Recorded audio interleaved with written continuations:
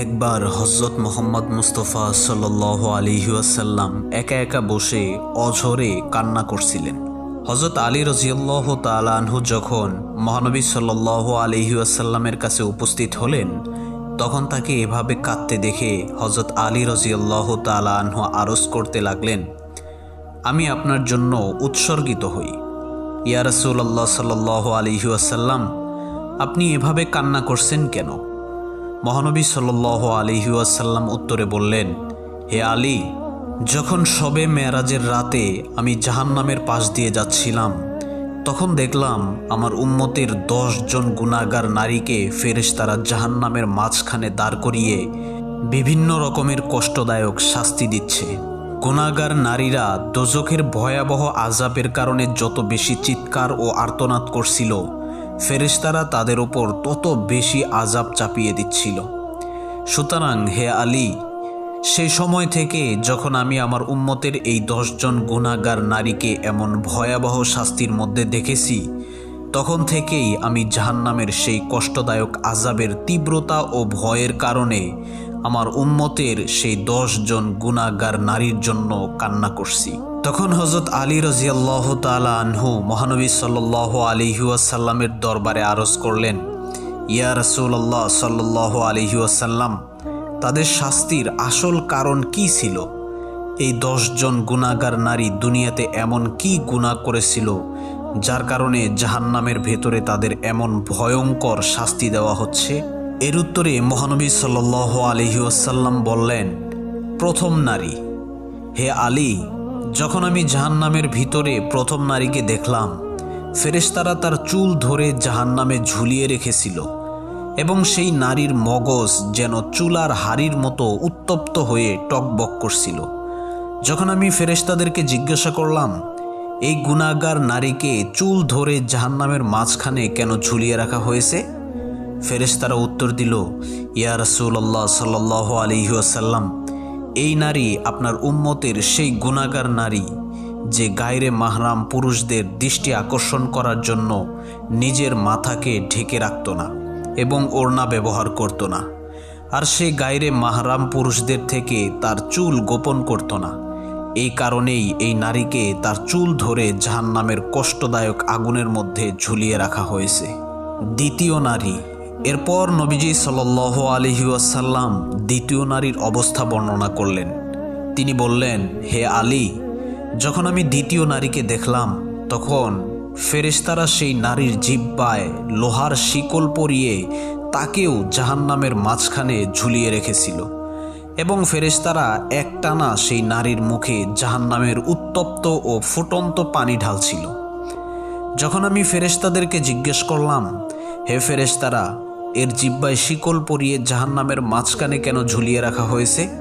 ফেরেশতারা উত্তর দিল, ইয়া রাসূলুল্লাহ সাল্লাল্লাহু আলাইহি ওয়াসাল্লাম, এই নারী আপনার উম্মতের সেই গুনাহগার নারী যে নিজের জিহ্বা দিয়ে তার স্বামীর মনে কষ্ট দিত। সুতরাং যে জিহ্বা দিয়ে সে তার স্বামীর মনে কষ্ট দিত, সেই একই জিহ্বায় আমরা শাস্তিস্বরূপ লোহার শিকল পরিয়ে তাকে এখানে ঝুলিয়ে রেখেছি। তৃতীয় নারী।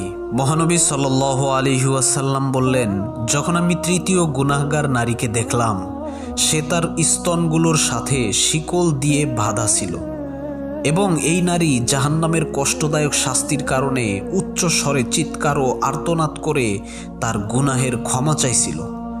যখন আমি ফেরেশতাদেরকে এই নারী সম্পর্কে জিজ্ঞাসা করলাম, তখন তারা জানালো, এই নারী আপনার উম্মতের সেই গুনাহগার নারী যে তার স্বামীকে তার দাম্পত্য জীবন ও যৌন চাহিদা পূরণ করতে দিত না এবং এই নারী তার স্বামীকে তার কাছে আসতে দিত না, আর তার এই আচরণের কারণে তার স্বামী অন্যান্য নারীর প্রতি আকৃষ্ট হয়ে গুনাহের মধ্যে লিপ্ত হতো। অতএব এই কারণেই এই নারীকে শাস্তিস্বরূপ জাহান্নামের ভিতরে এমন ভয়ঙ্কর শাস্তি দেওয়া হচ্ছে। চতুর্থ নারী। মহানবী সাল্লাল্লাহু আলাইহি ওয়াসাল্লাম বললেন, হে আলী, যখন আমি চতুর্থ নারীকে দেখলাম, তখন ফেরেশতারা সেই নারীর 2 পায়ে শিকল পরিয়ে তাকে জাহান্নামের ভিতরে উল্টো করে ঝুলিয়ে রেখেছিল।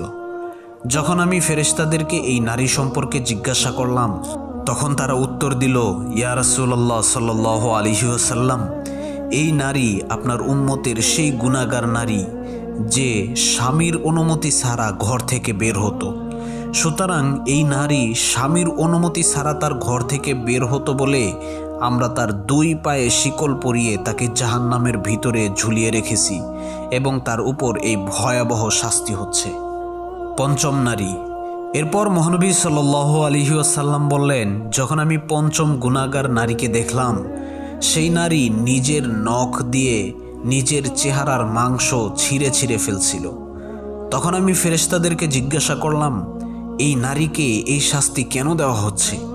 তারা জানালো, ইয়া রাসূলুল্লাহ সাল্লাল্লাহু আলাইহি ওয়াসাল্লাম, এই নারী আপনার উম্মতের সেই গুনাহগার নারী যে গায়রে মাহরাম পুরুষদের জন্য নিজের চেহারার সাজসজ্জা করত।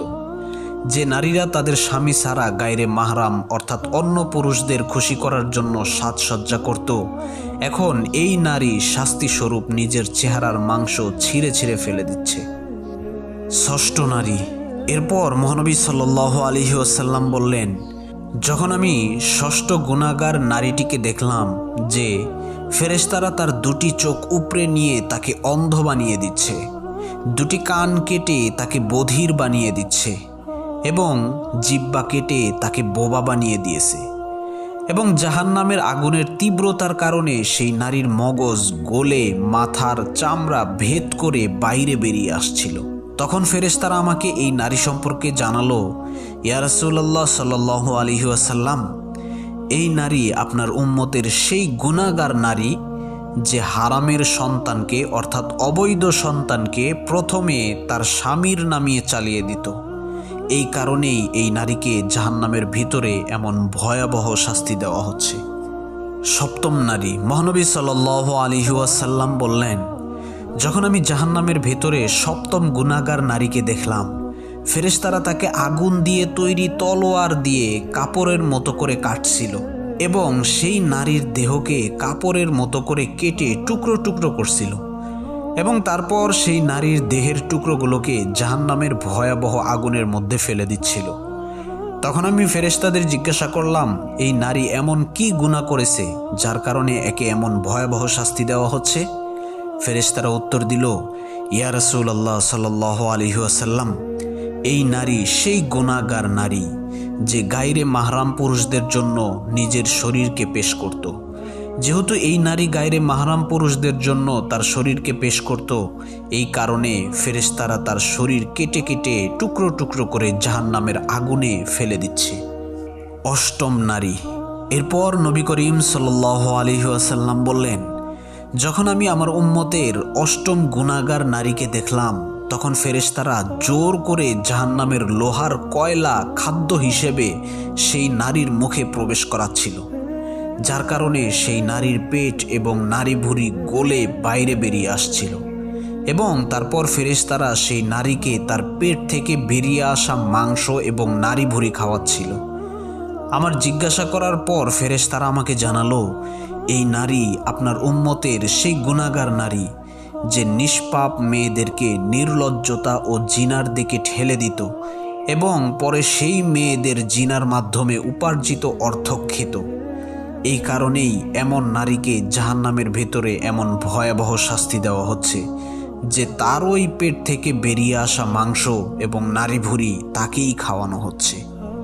9ম নারী।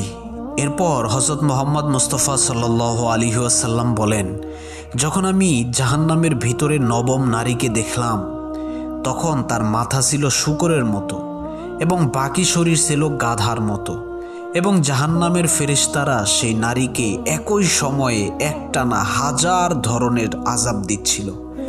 যখন আমি ফেরেশতাদের নিকট এই নারী সম্পর্কে জানতে চাইলাম, তখন ফেরেশতারা আমাকে বলল, ইয়া রাসূলুল্লাহ সাল্লাল্লাহু আলাইহি ওয়াসাল্লাম, ইনি আপনার উম্মতের মধ্যে সেই গুনাহগার নারী যিনি নিজের মিথ্যা এবং চগলখুরির কারণে 2 পরিবারের মধ্যে ঘৃণা ও ফাসাদ ছড়াতো এবং বিভিন্ন মানুষের মধ্যে ঝগড়া বাঁধাতো। এই কারণেই এই নারীকে জাহান্নামের ভিতরে এমন কষ্টদায়ক শাস্তি দেওয়া হচ্ছে। 10ম নারী। এরপরে হযরত মুহাম্মদ মুস্তাফা সাল্লাল্লাহু আলাইহি ওয়াসাল্লাম বললেন, হে আলী, যখন আমি জাহান্নামের ভেতরে 10ম নারীকে দেখলাম, তখন সেই নারীর চেহারা ছিল কুকুরের বাচ্চার মতো এবং জাহান্নামের ভয়ঙ্কর আগুন তার মলদ্বারের রাস্তা দিয়ে প্রবেশ করে মুখ দিয়ে বেরিয়ে আসছিল। যখন আমি ফেরেশতাদেরকে সেই নারীর গুনাহ সম্পর্কে জিজ্ঞাসা করলাম, তখন তারা জানালো, ইয়া রাসূলুল্লাহ সাল্লাল্লাহু আলাইহি ওয়াসাল্লাম, এই নারী আপনার উম্মতের সেই গুনাহগার নারী যে নৃত্য ও গান বাজনার কাজ করত। এই গুনাহের কারণে তাকে জাহান্নামের ভিতরে এমন কষ্টদায়ক ভয়াবহ শাস্তি দেওয়া হচ্ছে। এরপর অবশেষে মহানবী সাল্লাল্লাহু আলাইহি ওয়াসাল্লাম বললেন, হে আলী, ধিক্কার সেই নারীর জন্য যে তার স্বামীকে সন্তুষ্ট করে না, এবং সুখবর সেই নারীর জন্য যে তার স্বামীকে সন্তুষ্ট করে। প্রিয় বন্ধুরা, মহানবী সাল্লাল্লাহু আলাইহি ওয়াসাল্লাম বলেছেন, আমি দেখেছি যে জাহান্নামের ভিতরে সবচেয়ে বেশি সংখ্যক মানুষ নারী, এবং মহানবী সাল্লাল্লাহু আলাইহি ওয়াসাল্লাম বলেছেন, নারীরা হলো শয়তানের ফাঁদ এবং সে এর মাধ্যমে মানুষকে পথভ্রষ্ট করে। আল্লাহ তাআলার কাছে দোয়া করি যে আল্লাহ তাআলা যেন আমাদেরকে নারীর অনিষ্ট থেকে রক্ষা করেন এবং আমাদের মা বোনদেরকে হেদায়েতের পথে চলার তৌফিক দান করেন এবং হযরত ফাতিমা রাদিয়াল্লাহু তাআলা আনহার চরিত্র অনুসারে জীবন যাপন করার তৌফিক দান করেন। আর মহানবী সাল্লাল্লাহু আলাইহি ওয়াসাল্লামের মহব্বতের ভেতরে নিজেদের জীবন এবং মৃত্যু নসিব করেন।